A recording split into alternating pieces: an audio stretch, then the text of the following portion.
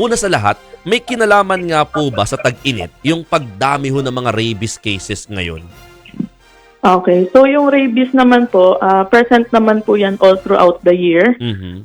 Posible lang po siyang tumaas during summer times dahil yung mga tao po mas nasa labas din. So mas na-expose po sila or posible po silang makagat ng may rabies na aso or pusa dahil mas lagi nga po silang nasa labas po.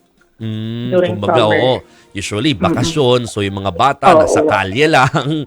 No? Oo. So, yung mga tao, palakad-lakad lang. Ayan. Pero, para po mas maging malinaw lang po sa lahat, paano ba nakukuha yung rabies na yan?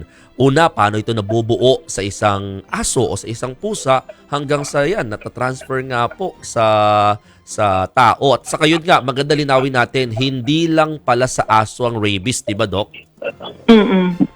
So yung rabies po, mostly natatransmit siya through animal bite or kagat ng hayop na infected with rabies.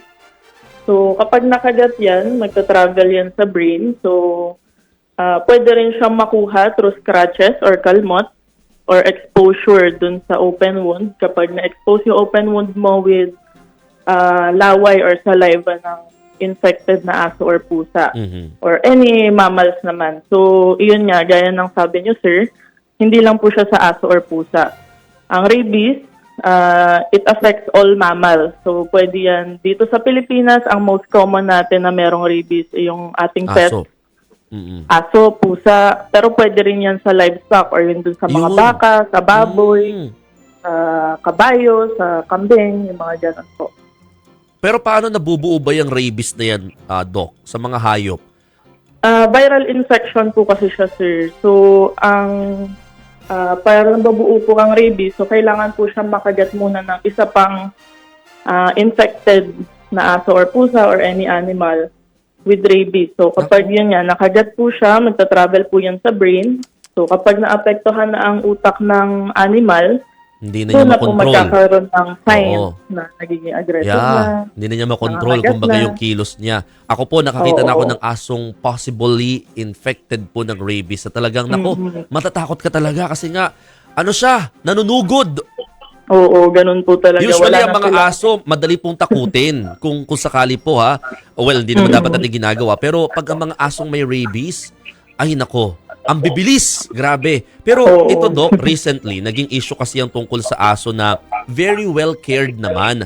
Pero allegedly, nalamang positibo pala sa rabies 5 days after pang mapatay. Possible nga po ba na kahit yung mga asong halos hindi naman lumalabas ng bakuran ninyo, mahawahan pa rin ng rabies? Kasi sabi nyo, napapasa rin po ito sa mga pagkagat din po ng mga other mammals infected nga po ng virus na yan. Pero possible po ba yun na alagang-alaga ko ang aking pet? Pero ba't nagka-rabies?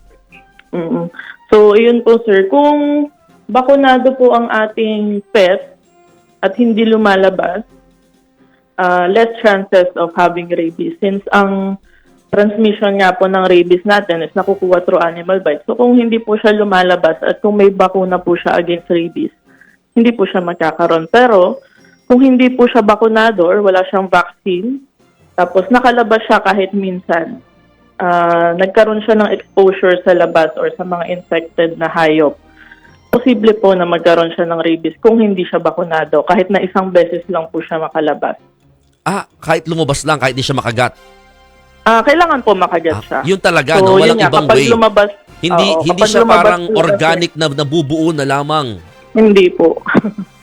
Hindi po. Kailangan talaga makagat siya ng infected na animal para magkaroon ng rabies. Again, yung infected animal, mga kapatid, is not just limited to dogs and cats, no? It can be parang transferred talaga to different mammal. Kaya pala yung balita sa Marinduque na pati mga baboy at baka, possibly baka nakagat din po ng aso or ng hayop na infected nga po ng rabies. Okay, Doc, ito ang tanong ng marami. Ano ba dapat gawin? Ako nga kasi natakot ako eh. Pag may nakasalubong kang aso o mammal na may rabies, anong dapat action mo?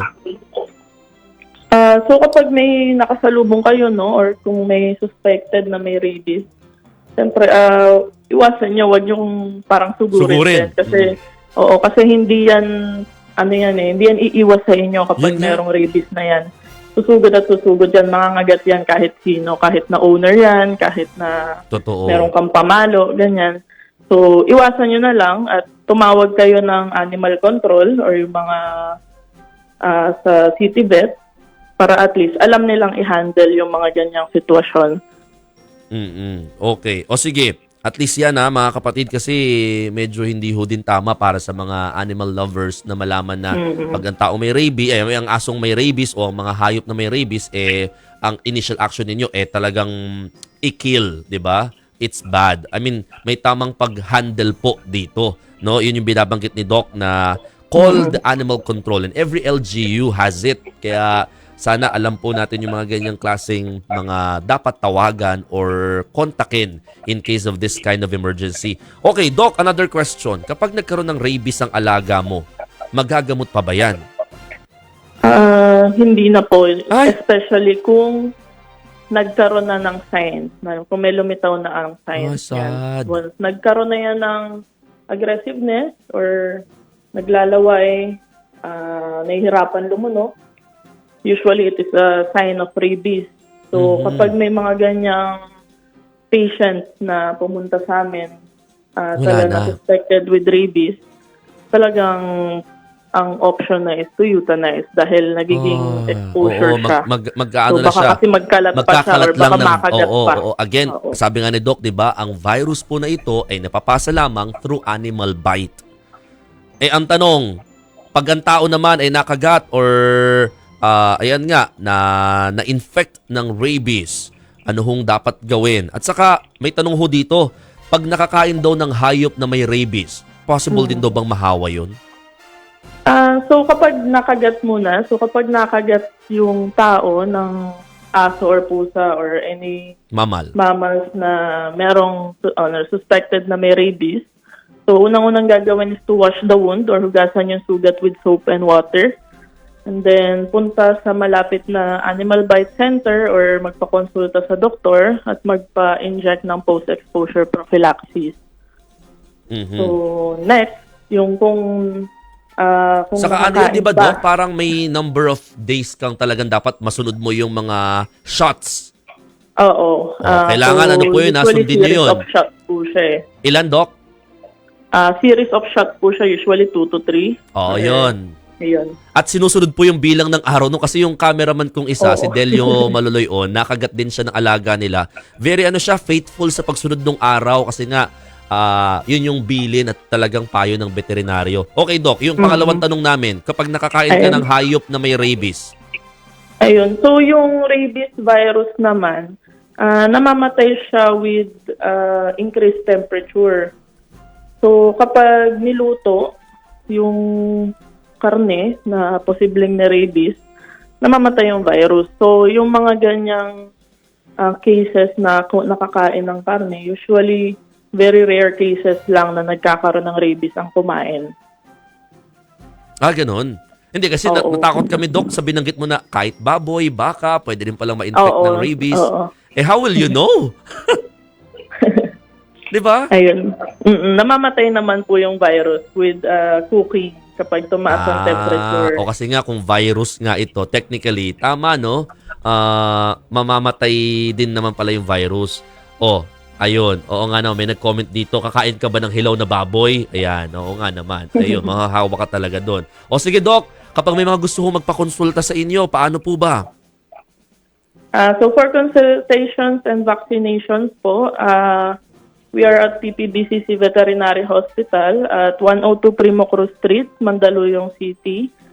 You can also message us at Facebook, PPBCC Veterinary Hospital din. Open every day, 24 hours po kami. Grabe, no? 24 hours. PPBC. Ayan. Tama ba? PPBCC po. Ayan. PPBCC. Yun. Philippine Vet Birth Control Center.